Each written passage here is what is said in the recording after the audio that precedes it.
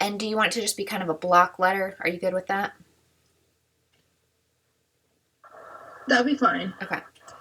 All right, so I've got, and by the way, I have a B here as I'm just thinking about what's this B going to look like.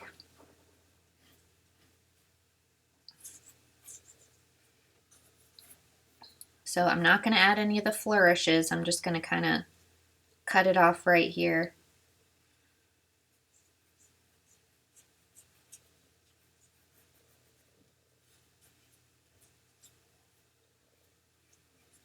I think typically the bottom of the B comes out a little further and the top of the B doesn't make it out all the way.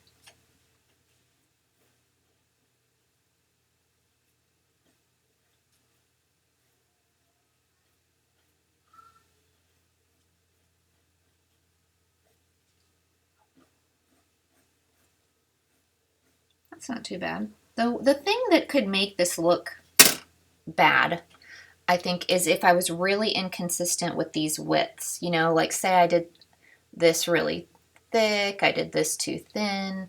So I would say something that would probably be good to think about as you do something like a B is, that the thickness is somewhat consistent. So.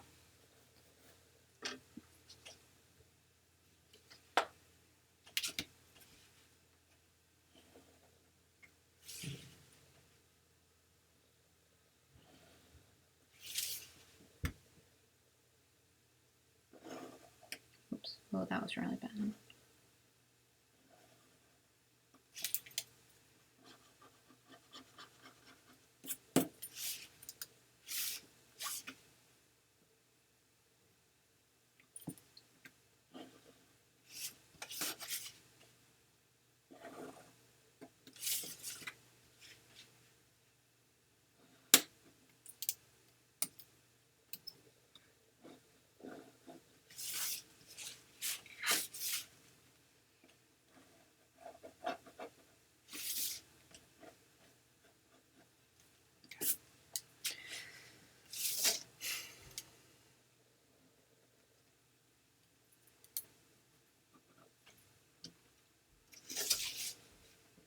I'm going to draw this kind of as large as I can, so you guys get a little more detail.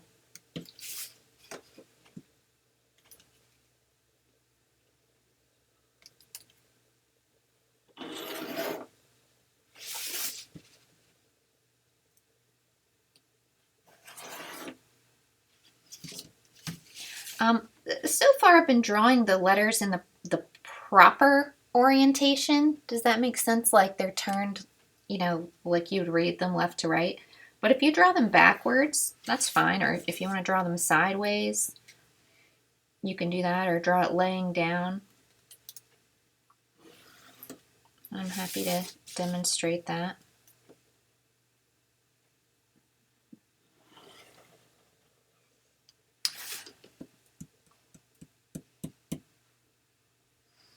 Actually, let's do this one because we're not going to see, all those curves are going to be sort of facing away from us. Let's draw the letter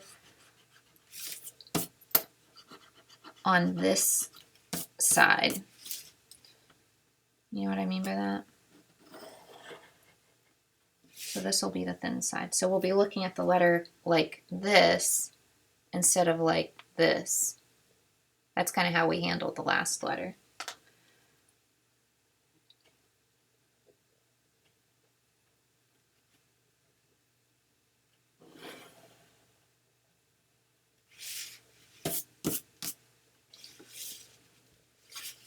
You got to draw the box as if it's see-through. So we got to draw the back sides of the box. After the last demo, you should know why.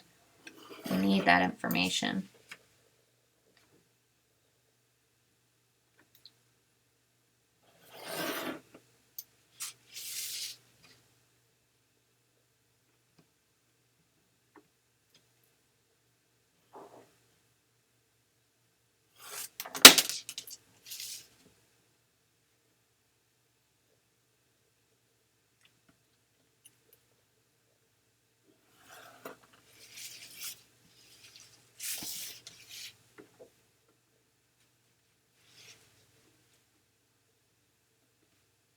I'm trying to show you guys where I...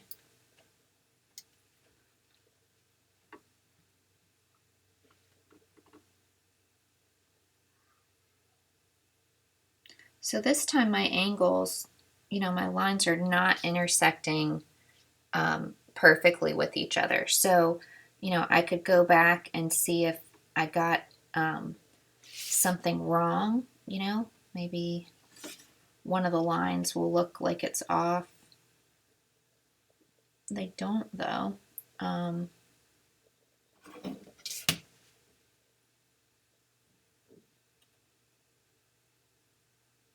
Yeah, I don't know. I don't really want to.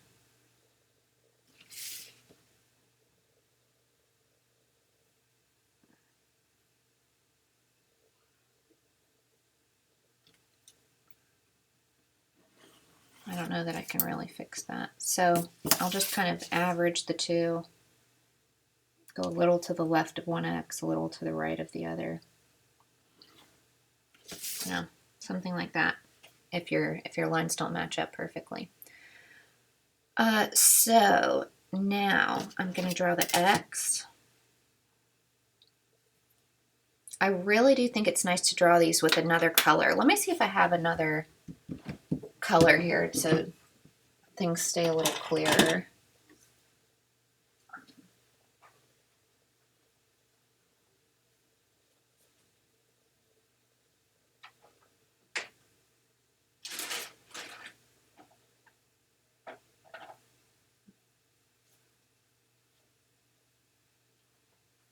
My daughter's taken all my colored pencils, but I do have this green. I don't know how much that's going to help, but I want this X to really be in green.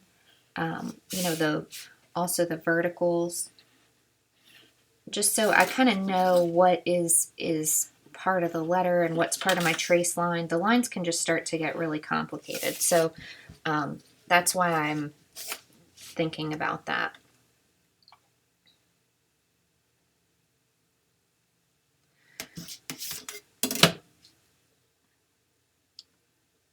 So I'm going to kind of lightly draw it, but if it's too light, you guys have to let me know.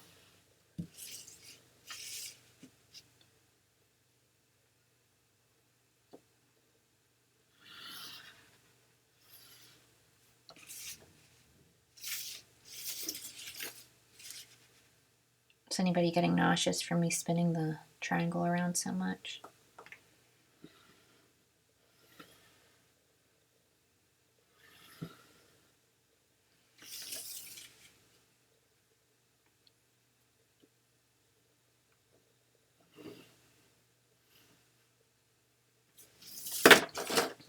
Okay, so with that being drawn, I can start to trace out my letter B.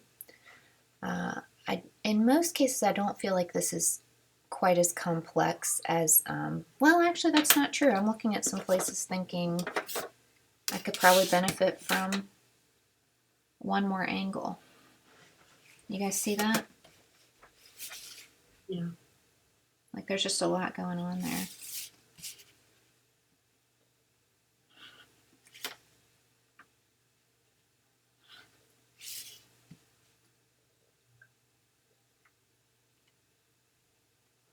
And if this starts to be too many green lines for you, draw the diamond in red or purple, you know, whatever it helps to keep your brain straight with it all.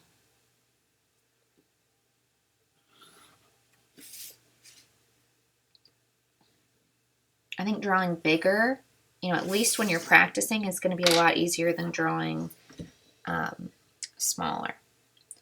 Okay, so now let's try to draw this.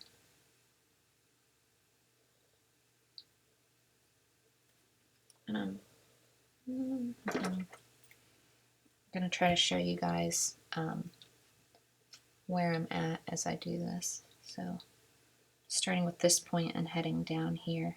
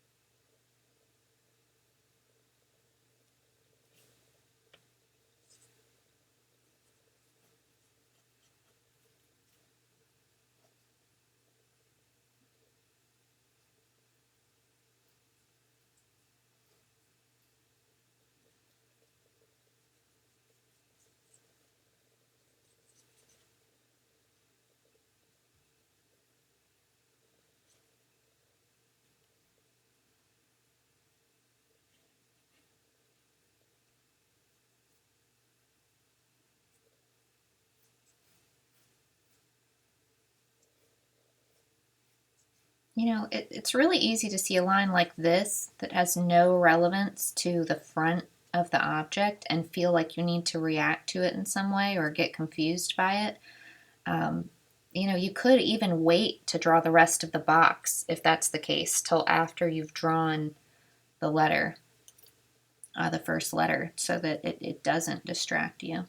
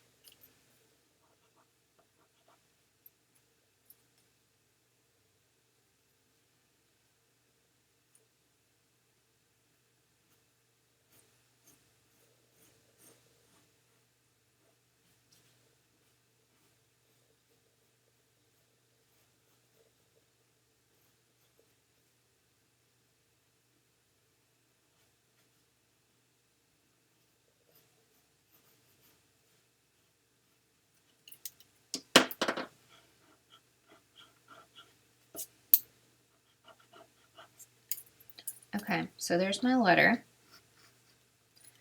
And now I want to project it onto the back side of the box.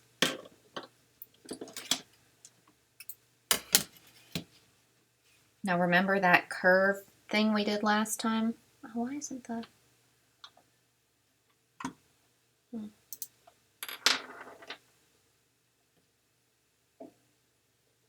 Has that recording thing been there the whole time? Yes. So.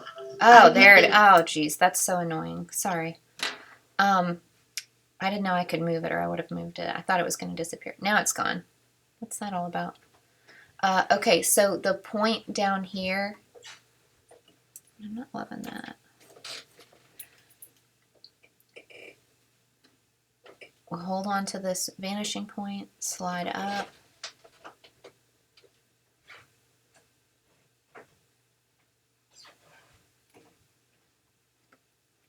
And that first point that I hit, that's telling me what the boundary of the curve of the B is going to be. I can do it going in the other direction too.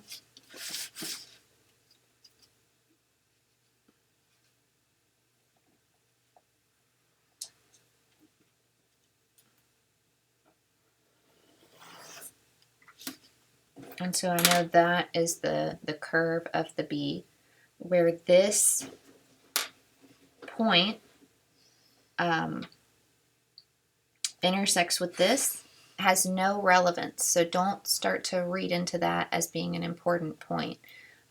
Neither does this. We've got to find, the whole shape of the B still, and it's going to be more like this, right? It's going to be something more like that. So we're really just using that angle to find where the curve is going to start or stop. Okay, so I think I would want to find this point next. If I go out from the vanishing point, where is that, moment, that outermost part of the B? It doesn't come all the way to the edge of this box. It comes kind of in here somewhere. So to find that, I'm just going to go from here back to the vanishing point.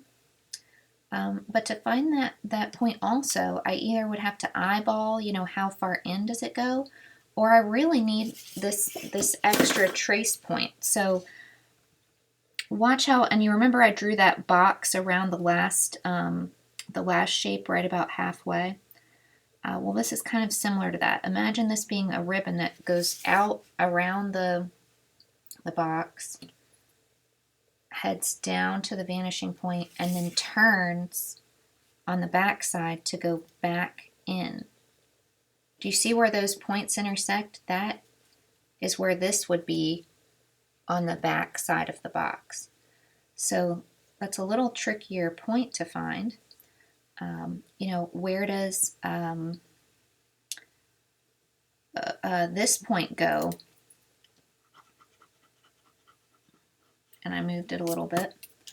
You know, how do you find this point on the back of the box? Kind of the same way.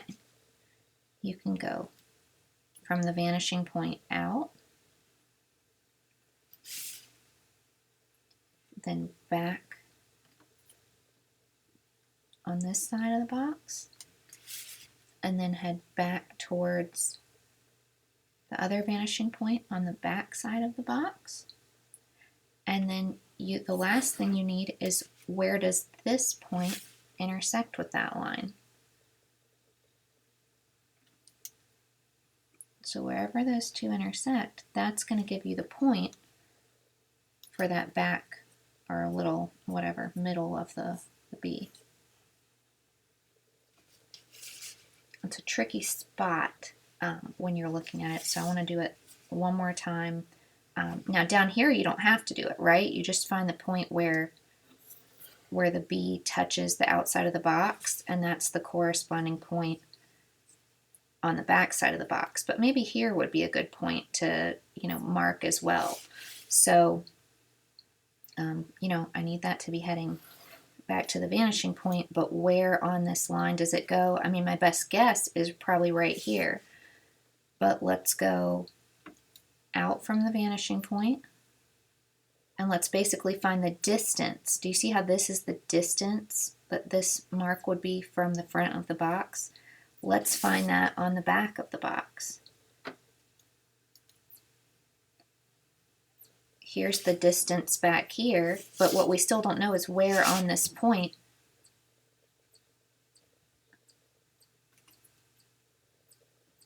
and here it is, right there is where that line would intersect.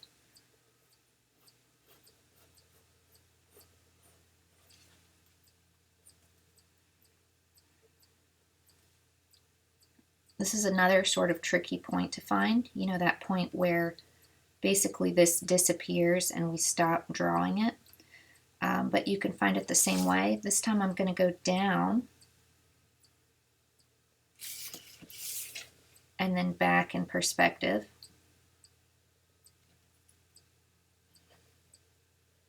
And then when I go back up, this would be that point where I see it curve and basically kind of disappear behind the letter. So up here, same thing. This point, wherever this point was that I decided, you know, this is where the curve meets the edge. Maybe it's like right here. I'd go up, back to the vanishing point. I already have a line going back to the vanishing point right there. So wherever this top line intersects with the back of the box, the way it intersected with the front of the box, that's giving me a pretty clear idea of where that curve might need to start specifically. Now, are we going to see through this? Through to the, you know, air, basically through this hole? That's something that you need to know. My guess would be no, but here's the way you actually find that out. We have this edge of the box of the bee drawn right here, correct? These two lines correspond to one another. But what we need to also know is, where does this line go? So, you know, we need to know where that's happening back here. So the way we've got to do that, we've got a few more points we've got to deal with. We have some inside corners of the bee that we haven't drawn yet. Here's an inside corner. You can also draw these if you're not sure whether or not you'll be seeing them. Because my bee dips down a little bit, I actually do see it. But here, no, I won't see any of that.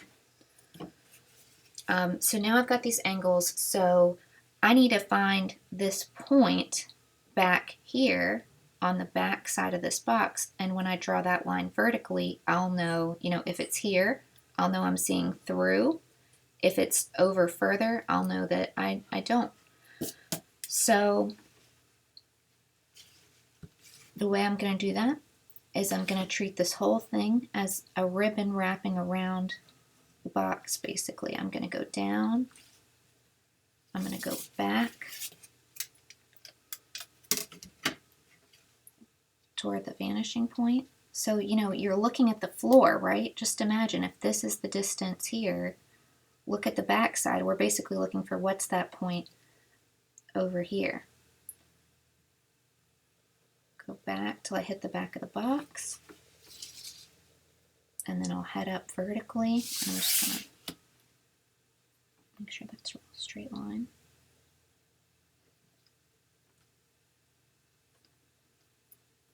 Okay, so my guess was incorrect. We do see some of the back side of the box. Oh, and I drew that, but I kept going down, and right here is where it actually turns again. Does that make sense? That would actually curve and be the opening back there. So we do see through in this instance, but not up here.